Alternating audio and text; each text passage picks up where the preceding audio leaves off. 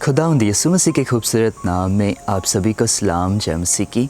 मुझे उम्मीद है आप सभी ठीक हैं। खुदावंद यीशु के फजल से खुदावंद यीशु का धन्यवाद जिन्हें मौका दिया आपके रूबरू हो सके हैं।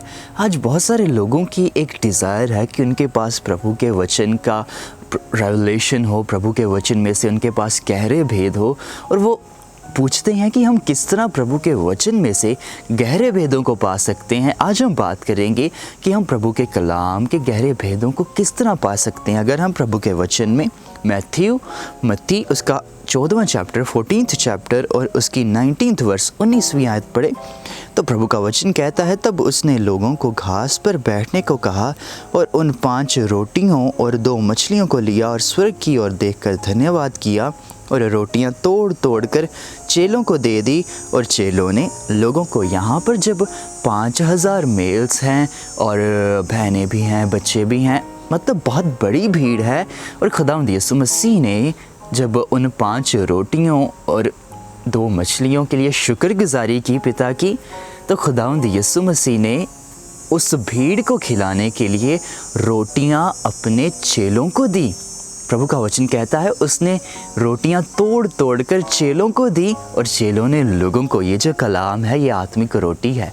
अगर आप इस कलाम के भेदों को पाना चाहते हैं तो आपको उसके चेले बनना पड़ेगा, क्योंकि यीशु ने वो रोटियां अपने चेलों को दी और चेलों ने आगे लोगों को। आज भी यही हो रहा है, खुदावंद अपने कलाम को अपने चेलों को देता है और उसके चेले लोगों में जाकर उसके कलाम को बांटते हैं।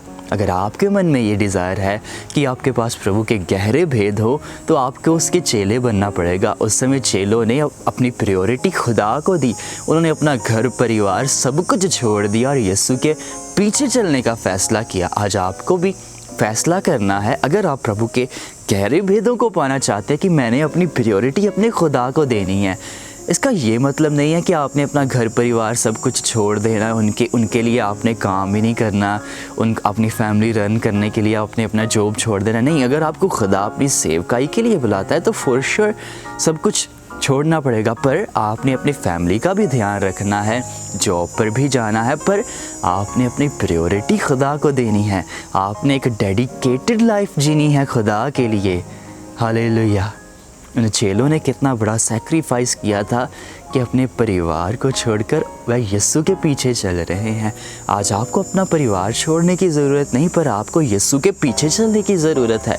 आपको उसके वचनों पर चलने की ज़रूरत है। हालेलुया।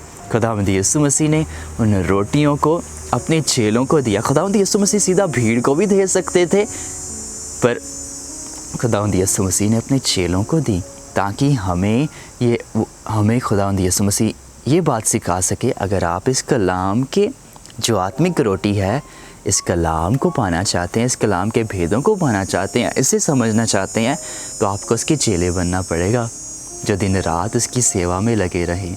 हालेलुया। प्रभु की स्तुति हो। खुदावंद यीशु मसीह आज आपसे मोहब्बत करते हैं और वो चाहते हैं कि वो आपको कलाम में से बहुत सारी बातें सिखाएं, बहुत कुछ दें कलाम में से। उसके लिए आपको उसके चेले बनना पड़ेगा। आपको उसके लिए प्रायोरिटी अपनी खुदा को देनी पड़ेगी। आपको एक डेडिकेटेड लाइफ जीनी पड़ेगी। मैं कभी कभार सोचता हूँ, जब सैमुअल डेडिकेटेड किया गया था खुदा के कामों के लिए, तो उस समय मंदिर में ना तो बेड थे, ना कोई सोफ़े थे।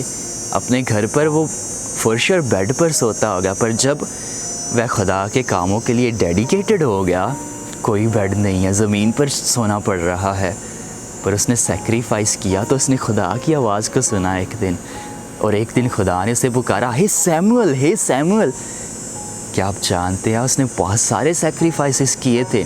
उसके घर पर जो कुछ उसका दिल करता होगा वो अपनी माँ से कहता होगा कि मैंने ये खाना है, वो खाना। हाँ, वो बहुत छोटा ही था जब वह डेडिकेटेड किया गया, पर मैं आपको कुछ एक्सप्लेन करना चाह रहा हूँ कि उसके घर पर उसकी बहुत टेक केयर उसकी माँ करती होगी, पर जब वह डेडिकेटेड कर दिया गया, वह याजक के पास आ गया, अब उस तरह की कोई टेक केयर नहीं रही। उसकी माँ नहीं थी उस समय, पर खुदा उसकी संभाल कर रहा था। उसने बहुत सारे सैक्रिफाइस अपने जीवन में किए थे। आज इस एक मसीही जीवन में बहुत सारे सैक्रिफाइस कभी कभार हमें करने पड़ते हैं। अपनी नींद को हमें छोड़कर उठना पड़ता है दुआ के लिए। कभी कभार रोज़े रखने पड़ते हैं, ये सेक्रीफाइस है। मैं आपको इनकरेज करता हूँ कि आप इन सेक्रीफाइसेस को करें। आप खुदा के कलाम को समझने के लिए, जब आप खुदा के कलाम को पढ़े, कुछ समझ नहीं आता, उसके लिए फ़ास्टिंग करे। ओ खुदा मुझे समझा, अपना कलाम समझा। आपके अंदर भूख और प्यास होनी चाहिए खुदा के कलाम के लिए। हालेलुया। आपको उसके चेले बनना है, तभी आपको कलाम के भेद मिलेंगे। अगर आप आधा दुनिया में जिएं और आधा आप मसीह में जिएं, इस तरह कुछ नहीं होगा। बहुत सारे लोग इस तरह करते हैं, बस संडे को मसीही हैं, ओ हालेलुया, प्रभु तेरी स्तुति हो, पर मंडे के दिन वो टीवी देख रहे होते हैं, फिल्में देख रहे होते हैं। इस तरह की ज़िंदगी नहीं चाहिए। बहुत सारे लोग संडे के दिन हालेलुया हालेलुया दुआ कर रहे होते हैं, मंडे को वह फ़ोन में गेम खेल रहे होते हैं, सारा टाइम वहीं गुजार देते हैं, टीवी देख रहे होते हैं, फिल्में देख रहे होते हैं, गालियाँ निकाल रहे होते हैं बाकी के दिन। इस तरह की ज़िंदगी नहीं प्रभु को चाहिए। संडे से ज़्यादा मैं मानता हूँ इम्पॉर्टेंट है मंडे टू सैटरडे की आप किस तरह की ज़िंदगी जीते हैं। संडे में जब हर कोई दुआ कर रहा है, उस समय तालियां बजाना, गीत गाना बहुत आसान है, पर जब आपके पास फ्री टाइम है मंडे टू सैटरडे, जब आपको कोई नहीं देख रहा, तब आप क्या कर रहे हैं, ये उससे भी ज़्यादा इम्पॉर्टेंट है। आज आपकी ज़िंदगी किस तरह की है। आज आपको मैं इनकरेज करता हूँ खुदा के साथ चले और खुदावंद यीशु मसीह के सच्चे चेले ठहरे। अगर आप मत्ती 10वीं पढ़े ना, पहली आयत में ही लिखा है कि खुदावंद यीशु मसीह ने अपने चेलों को पास बुलाया और उन्हें बीमारियों और दुष्ट आत्माओं पर और हर प्रकार की मादगी कमज़ोरी पर अधिकार दिया। उसने अपने चेलों को बुलाया, उसने भीड़ को नहीं बुलाया। आज उसके चेले बने दोस्तों। उसकी आवाज़ को, सच्चा चेला वही है जो अपने टीचर की बातों पर चलता है। आज आपको उसकी बातों पर चलने की ज़रूरत है। मुझे पूरा ईमान है आज खुदा ने अपने कलाम के वसीला से आपसे बात की है। इस कलाम को अपने दिल में बसा लें। खुदावंद आपको बरकत दे। God bless you all. अगर आज आपने खुदावंद के वचन में से कुछ सीखा है तो आप इस वचन को ज़रूर अपने बहनों भाइयों के साथ शेयर करें। अगर आप YouTube पर सुन रहे थे तो हमारे चैनल को ज़रूर सब्सक्राइब करें और खुदावंद के साथ चलते रहें और निरंतर दुआ करते रहें। हम बहुत जल्दी फिर मिलेंगे।